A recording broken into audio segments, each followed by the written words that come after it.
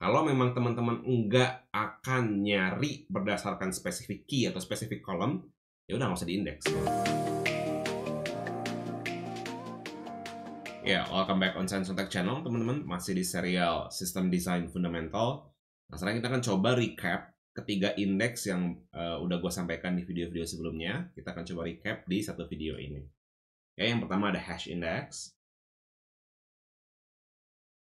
Kita bahas poin positif dan negatifnya ya. Poin positifnya adalah dia in memory. Ya, yang mana memori relatif lebih cepat daripada kita nyimpan di disk. Terus time complexity dari pencariannya juga O1 ya. Jadi regardless of how many data, kita tetap bisa nyari O1 gitu ya. Tetap konsisten gitu. Mau 1 juta row, kita tetap nyari cuma 1 kali gitu. Paham ya? Jadi ini adalah dua keuntungan ketika kita menggunakan hash index. Disadvantages-nya apa? Atau kerugiannya apa? Kerugiannya yang pertama, memori pasti mahal. Memori ya costly ya in terms of cost per storage-nya relatif lebih mahal daripada kita nyimpan di disk ya.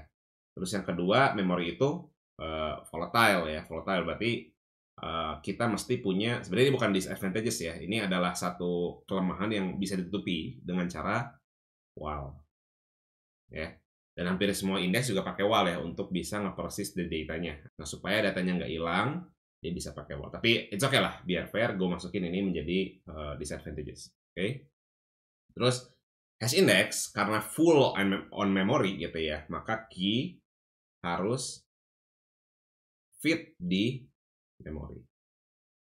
Yang gue maksud key di sini adalah ya datanya gitu ya. Ya data yang pengen lo simpen semuanya harus muat di memori. Jadi pastikan bahwa ketika lo memakai hash index gitu ya, pastikan bahwa ya key-nya juga nggak terlalu besar. Oke. Nah, yang keempat adalah buruk untuk range query. Nah, ya kenapa buruk? Gue udah jelasin ya,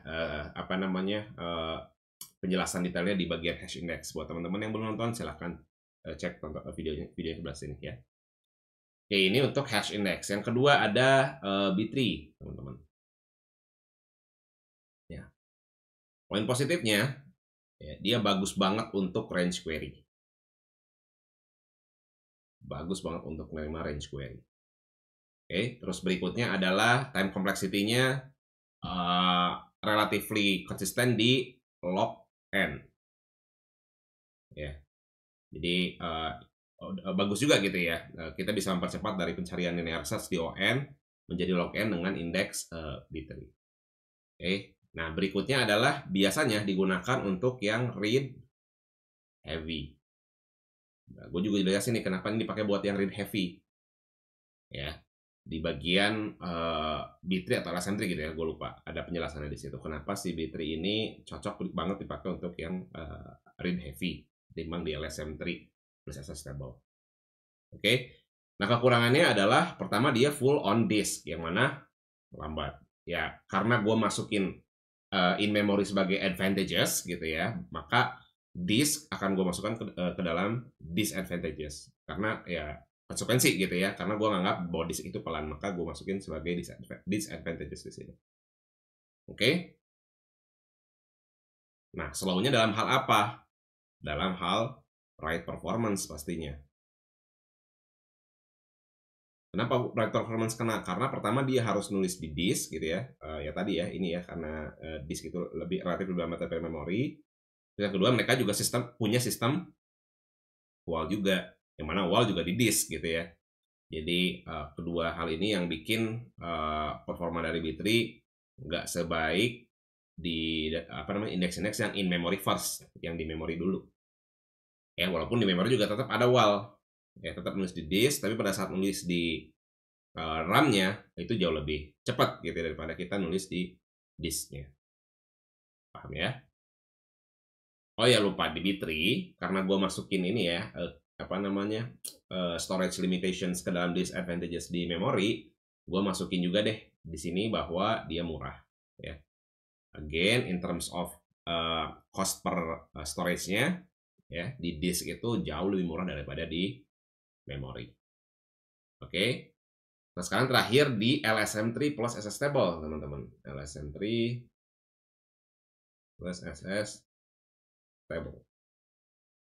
Yang pertama dia in memory first. Walaupun ada disknya juga ya untuk memproses the data gitu. At some certain of rules. Misalkan memorinya udah, maksudnya LSM3-nya udah kegedean nih, dia akan flash ke disk gitu ya. Untuk detailnya silahkan tonton videonya di sebelah sini ya, teman-teman. Dia in memory, terus dia fast ya, pasti di memori. Time complexity untuk write dan read juga kurang lebih konsisten untuk log n. Oke, nah tapi untuk consistently log n atau enggak, dia bisa lihat ke bagian data strukturnya. Dia pakai apa nih LSM3-nya? Apakah pakai FEL3 kah gitu ya, atau Red-Black Tree? Ya. Kalau misalkan dia pakai FEL3, yes betul. Read-nya akan consistently log n. Tapi dengan turn off write-nya jadi turun. Kenapa bang turun? Silahkan tonton di LSM3 dan SS Stable ya. Sedangkan di Red-Black Tree justru read-nya dia nggak bisa maintain consistently log n, tapi write-nya jadi fast karena nggak terlalu banyak rotations. Oke, jadi tergantung kebutuhannya mau pakai yang mana gitu ya. Terus dia biasanya digunakan untuk write heavy. Jadi rasio antara kita baca data sama kita nulis data tuh lebih banyak nulisnya gitu ya. Contohnya misalkan aplikasi chat misalkan. Aplikasi chat kan biasanya kita nerima satu kali gitu ya. Terus kita di situ ngetik gitu ya. Di situ kita ngetik terus kita kirim berulang-ulang. Padahal nariknya cuma sekali pada saat kita buka chat itu aja. Ya.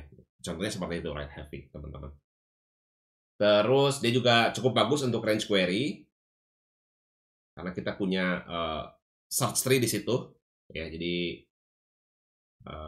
misalkan kita perlu misalkan ini 10 misalkan ya, si rootnya nilainya 10, kita pengen ambil yang nilainya kurang dari 10 misalkan, ya udah sisi kanan kita akan ignore, ini nggak akan dibaca, ya udah ambil aja segini. Nah ya, jadi cukup bagus untuk range query juga. Oke, nah kekurangannya apa? Kekurangannya adalah udah gue jelasin juga sebenarnya di bagian LSM3 ya. Dia kalau gue recap, dia itu perlu resource komputasi yang lebih gede. Kenapa lebih gede? Pertama, buat nge-flash ya. Harus ada background yang bekerja untuk periodically nge-flash dari memori ke disk. Ya kan?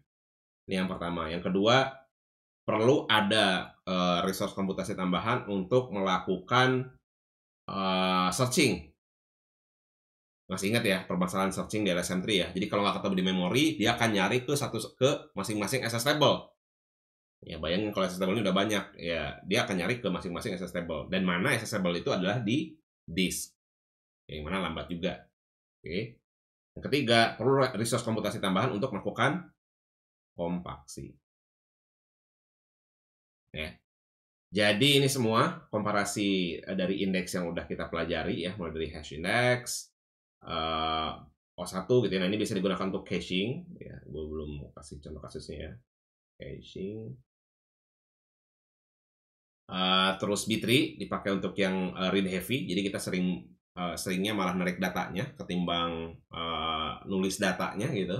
Untuk LSM3 sebenarnya ini komplementari dari si B3 tapi dengan ini ya konsekuensi kita perlu resource komputasi tambahan untuk nge-flash ke memori ke disk gitu ya. Terus untuk melakukan searching di masing-masing SS table, terus melakukan kompaksi. Jadi menggabung si SS table.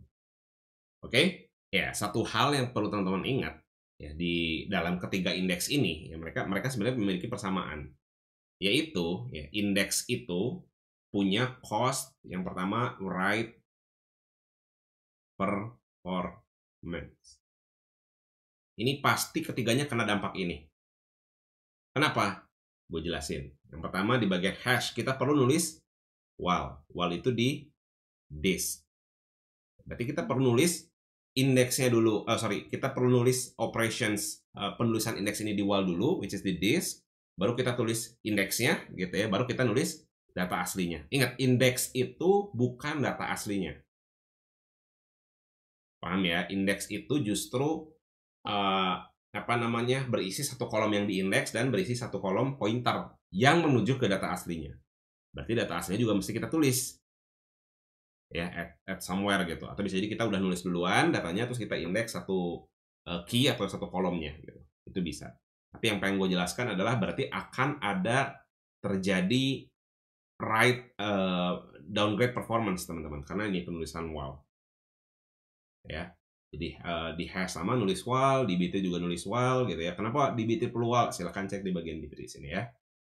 Terus LSM3 juga sama perlu while ya. Tetap perlu ada while karena pada saat proses insertion bisa terjadi mati di tengah jalan komputernya gitu. Jadi kita harus perlu while. Nah, penulisan while ini di disk dan dia akan menimbulkan write performance. Downgrade write performance. Jadi ketika teman-teman memang jadi gunakanlah indeks ketika teman-teman memang memerlukan pencarian data yang lebih cepat gitu. Paham ya? Jadi jangan semua kolom diindeks. Kalau memang teman-teman enggak akan nyari berdasarkan spesifik key atau spesifik kolom, ya udah nggak usah diindeks gitu. Kenapa? Karena ini akan menyebabkan downgrade dari write performance. Yang pertama. Yang kedua, teman-teman, akan ada storage tambahan. Kenapa Bang? Ya jelas ya. Tadi kan udah bilang bahwa sebenarnya indeks itu enggak nyimpen data aslinya. Indeks itu ya hanya berisikan kolom yang diindeks atau key yang diindeks beserta dengan pointer ke data aslinya. Ya. Artinya apa? Artinya tetap kita harus nyimpen si indeks itu di satu tempat kan? Ya, berarti akan ada tambahan storage untuk data si indeksnya itu sendiri. Paham ya? Jadi kedua hal ini ya harus teman-teman perhatikan ketika teman-teman memutuskan mengindeks satu key atau satu kolom. Oke, paham ya? Nah, sekarang teman-teman udah mulai ngerti ya bagaimana cara indeks bekerja. Silahkan teman-teman coba terapkan jenis-jenis indeks ini gitu ya sesuai dengan kebutuhan aplikasi teman-teman. Silahkan dicoba di beragam database karena beragam database juga punya option sebenarnya, punya konfigurasi rata-rata mau pakai indeks apa nih, mau pakai hash, B-tree atau mau pakai LSM3 plus SSH table. Itu aja mungkin ya.